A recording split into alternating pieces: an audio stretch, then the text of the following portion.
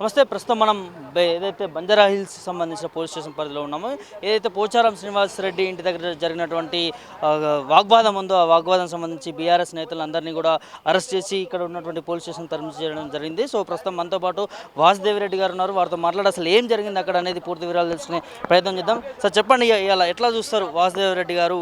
ఇవాళ కాంగ్రెస్ పార్టీ అధికారంలోకి వచ్చిన తర్వాత మీ పైన దాడులు చేస్తూ ఉందని చెప్తా ఉన్నారు. అదేవిధంగా ఏదైతే పోచారం శ్రీనివాస్ రెడ్డి ఇంటికాడ జరిగినటువంటి వాస్తవాలు ఇవాళ జయశంకర్ సార్ వర్ధంతి ఉన్న సందర్భంగా మేము మా పార్టీ కేంద్ర కార్యాలయంలో ఆ వర్ధంతి కార్యక్రమంలో పాల్గొన్నాం.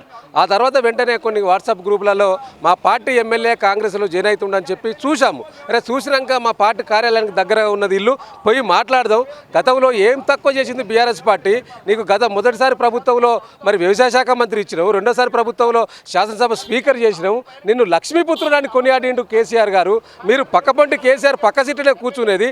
మీరు కూడా ఈ ప్రభుత్వం పోయిన తర్వాత కూడా అనేక సందర్భాలలో ఈ రాష్ట్ర ముఖ్యమంత్రిని వ్యతిరేకించిండ్రు. ఆయన చేస్తున్న పరిణామాలను కూడా ఎప్పటికప్పుడు ఖండించిన సందర్భం ఉన్నది. అరే ఎందుకు పోయింది హఠాత్ పరిమాణం, ఎందుకు ఇట్లా చేరైతుండని చెప్పి మాట్లాడదామైన పోయిన సందర్భంలో అకారణంగా అమానుషంగా ఇలా ఈ రాష్ట్ర ప్రభుత్వం గుప్పిట్లో ఉన్న పోలీసు వ్యవస్థ మా పైన అకారణంగా దాడి చేయడం జరిగింది, కొట్టడం జరిగింది. అనేక మంది మా వాళ్ళకు దెబ్బలు తాకిన వాళ్ళకు ఫస్ట్ ఎయిడ్ ట్రీట్మెంట్ కూడా జరిగింది. ఇలా పోలీస్ స్టేషన్లో ఉన్నా కూడా మరి ఇక్కడ ట్రీట్మెంట్ కూడా తీసుకోవడం జరిగింది. ఇవాళ మేము ఒకటే అడుగుతా ఉన్నాం, ఇలా పోచారం శ్రీనివాసరెడ్డి గారు మీరు ఆనాడు బీఆర్ఎస్ పార్టీ ఉన్నప్పుడు ఏం మాట్లాడారు మర్చిపోయినరా? ఇలా సోషల్ మీడియాలో మిమ్మల్ని మొత్తం ఏకుతా ఉన్నారు మొత్తం ప్రజలందరూ కూడా. సో కాబట్టి ఆనాడు వ్యతిరేకిస్తే ఈనాడు ఎట్లా రైతులకు రాజైపోయిండు రేవంత్ రెడ్డి గారు? రైతులకు వ్యతిరేకే ఆనాడు, ఇలా రైతులకు రాజైపోయిండు అంటే మీరు ఏ విధంగా పెద్దలు, మీరు సీనియర్ నాయకులు 40 సంవత్సరాల అనుభవం ఉన్నా అని చెప్పిన పోచారం గారు.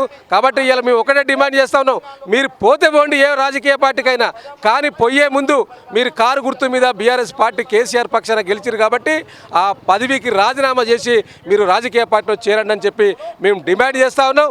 అంతేకాదు ఇవాళ రేవంత్ రెడ్డి గారు కూడా మీరు ఏం చెప్పిండ్రండి ఎన్నికల ముందు?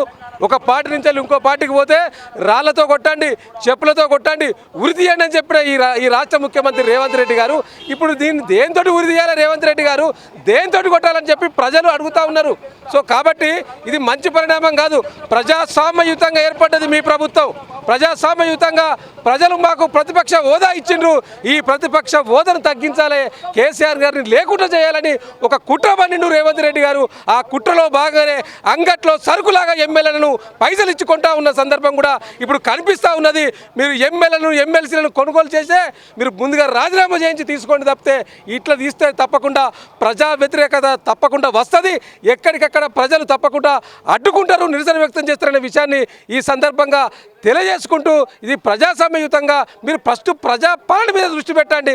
ప్రజాపాలనను ప్రజలను గాలి కొదిలేసి మొన్నటిదాకా రాజకీయాలు చేసినాం కదా, మళ్ళీ ఎందుకు రాజకీయం చేస్తున్నారు రేవంత్ రెడ్డి గారు? ఇంకా మీకు సరిపోతలేదా? ఇంకా ఇలా మొత్తం కూడా రైతులు అన్న రామగోసా అంటూ ఉన్నారు. ఒక పక్క విద్యా సంవత్సరం ప్రారంభమైంది, విద్యార్థులకు ఇబ్బంది అవుతూ ఉన్నది.